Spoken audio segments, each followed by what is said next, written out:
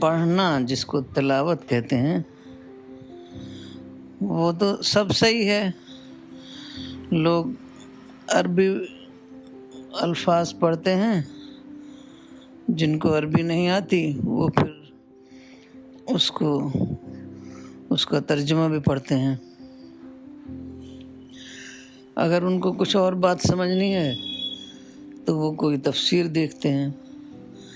تو یہ تو ہر ایک کو معلوم ہے کہ کیسے پڑھا جائے.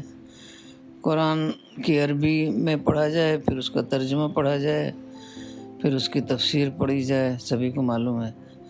یعنی مسئلہ یہ نہیں ہے. مسئلہ یہ ہے کہ قرآن میں غور و فکر کرنا، جس کو تدبر و تفکر کہا گیا ہے، اصل میں وہ ہے. کیونکہ صرف پڑھ لینے سے اس کو قرآن ہمارے دل میں اترتا نہیں ہے، دماغ میں اترتا نہیں ہے. ایسے فرض کیجئے آپ نے نماز پڑھی تو آپ کو یاد بھی نہیں رہتا کیا پڑھا، کیونکہ اتنے زمانے سے ہم پڑھتے آئے ہیں، وہ سب زبان ازبر یاد ہو گیا ہے. وہ پڑھتے جاتے ہیں، وہ یاد بھی نہیں ہوتا کیا پڑھا ہم نے.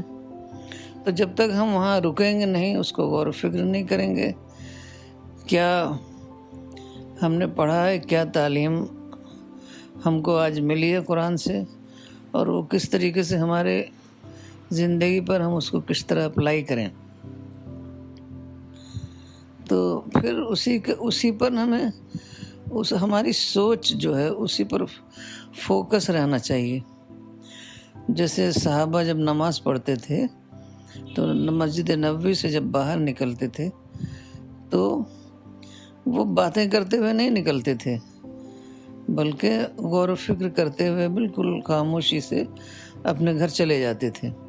خاموشی سے جانے کا مطلب ہے کہ جو انہوں نے نماز میں پڑھا ہے اس پر وہ سوچ رہے ہیں، کیونکہ قرآن کے جو ہیں بہت سارے گہرے معنی ہوتے ہیں، بہت سارے آسپیکٹ ہوتے ہیں. تو وہ غور و فکر سے ہی سمجھ میں آتے ہیں. بار بار قرآن میں کہا گیا ہے کہ کیوں وہ لوگ غور و فکر کیوں نہیں کرتے. تو اس کا مطلب ہی ہے کہ بغیر غور و فکر کے سمجھ میں نہیں آئے گا. دوسری بات ہے کہ ہمارا لائف سٹائل. اگر ہمارا لائف سٹائل ایک دم دنیا دار، ہماری دنیا دارانہ زندگی ہم گزار رہے ہیں،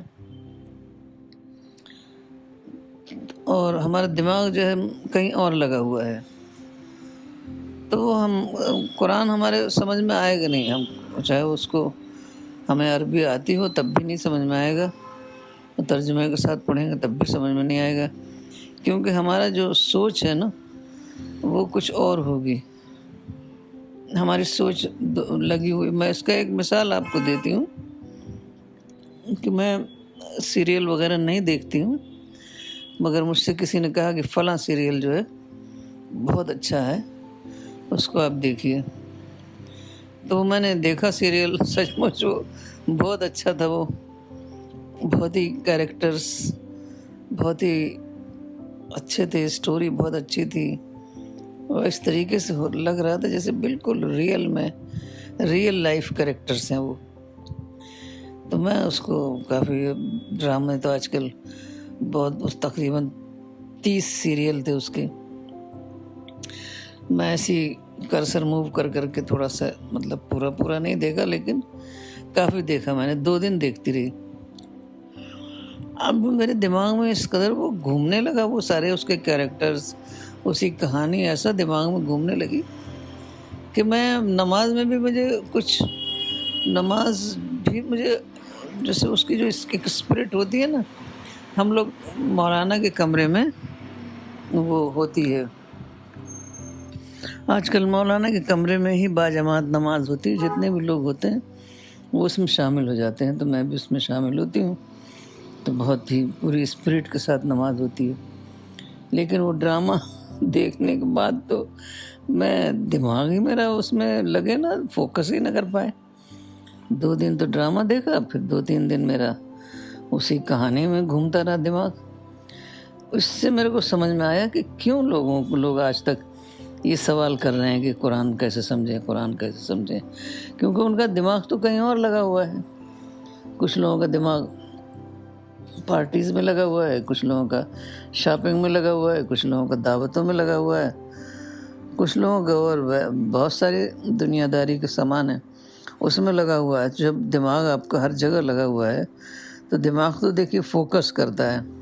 आपका दिमाग फोकस्ड नहीं है, इसलिए आपको समझ में नहीं आता है। और आप जो भी कुरान में पढ़ें फिर उसको आपको जो भी घर के फैमिली मेम्बर्स हैं उससे डिस्कशन भी करें। आप फ़ोन करते हैं लोगों को, एक दूसरे को इधर उधर की बातें करते हैं, उसमें वही पॉइंट्स डिस्कस करें, उसी को और डिटेल से पढ़ें।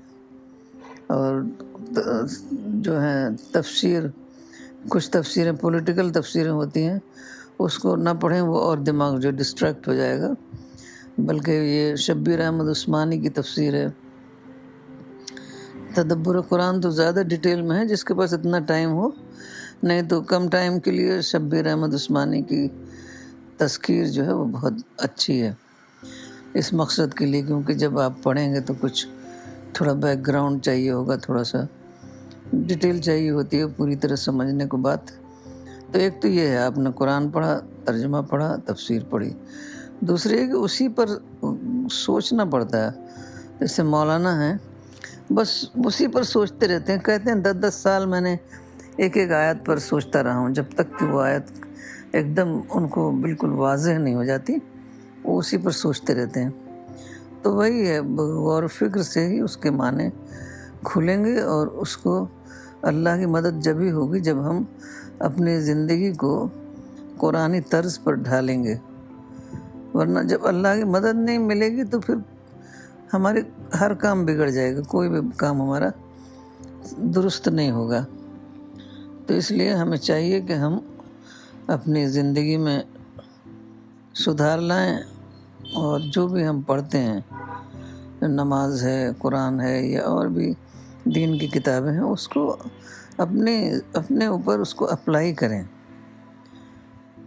तभी आपको कुरान का पूरे माने समझ में आएंगे। तो तब इंशाअल्लाह ताला आपको कभी ये एहसास नहीं होगा कि कुरान पढ़ भी रहे हैं और फिर भी दिमाग में, दिलों में वो उतर नहीं रहा है।